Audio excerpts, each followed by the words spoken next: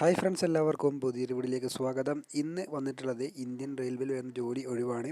Indian റെയിൽവേയിൽ 2569 വേക്കൻസികൾ report ചെയ്തിട്ടുണ്ട്. നവംബർ 30 വരെ നിങ്ങൾക്ക് അപേക്ഷിക്കാം. വിശദാംശങ്ങൾക്കായിട്ട് നിങ്ങൾ ആദ്യമായിട്ടാണ് ചാനൽ കാണുന്നത്, ചാനൽ സബ്സ്ക്രൈബ് ചെയ്യുക. അതുപോലെ വീഡിയോ അവസാനം വരെ കാണാൻ ശ്രമിക്കുക. നിങ്ങൾ കൂട്ടുകാർക്ക് ഷെയർ ചെയ്യുക. നിങ്ങളുടെ വിലപ്പെട്ട അഭിപ്രായങ്ങൾ കമൻറ്റ് ബോക്സിൽ നിർദ്ദേശിക്കുക. Let start the video. അപ്പോൾ ഫ്രണ്ട്സ്, വിവിധ സോണുകളിലായിട്ട് 2569 ഒഴിവിലേക്കാണ് വിജ്ഞാപനം പുറത്തിറക്കിയത്.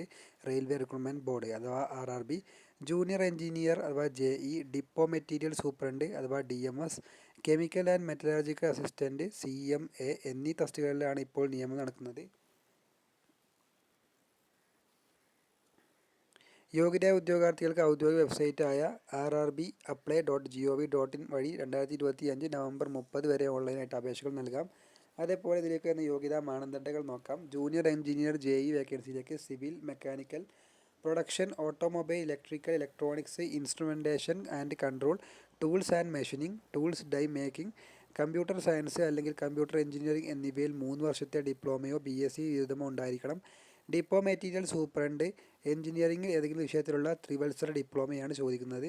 അതേപോലെ കെമിക്കൽ മെറ്റലർജിക്കൽ അസിസ്റ്റൻറ്റ് CMA വേക്കൻസിയിലേക്ക് ഫിസിക്സും കെമിസ്ട്രി വിഷയങ്ങളായിട്ട് കുറഞ്ഞത് 45% മാർക്കോടെ BSc ബിരുദം നേടിയിരിക്കണം.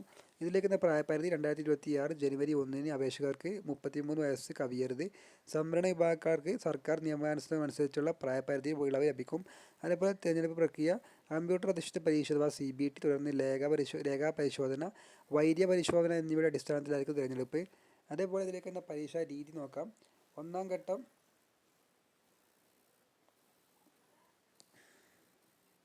CBT ഒന്നാം ഘട്ടം 100 മാർക്കിൻ്റെ 100 മൾട്ടിപ്പിൾ ചോയ്സ് ചോദ്യങ്ങളായിരിക്കും. സമയം 90 മിനിറ്റ്. CBT രണ്ടാം ഘട്ടം 150 മാർക്കിൻ്റെ 150 മൾട്ടിപ്പിൾ ചോയ്സ് ചോദ്യങ്ങളാണ്.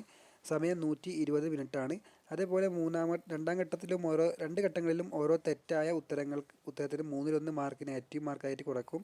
അതേപോലെ ശമ്പള സ്കെയിൽ തിരഞ്ഞെടുക്കപ്പെടുന്ന ഉദ്യോഗാർത്ഥികൾക്ക് പ്രതിമാസം 35,400 രൂപ മുതൽ 1,12,400 രൂപ വരെ ശമ്പളമായിട്ടും ലഭിക്കുന്നതാണ്. അപേക്ഷാ ഫീസ് SC/ST വിഭാഗക്കാർക്കും അതേപോലെ വനിതകൾ, ട്രാൻസ്ജെൻഡർ, ന്യൂനപക്ഷ, സാമ്പത്തികമായി പിന്നോക്കം നിൽക്കുന്ന വിഭാഗക്കാർക്ക് അപേക്ഷാ ഫീസ് 250 രൂപയാണ്.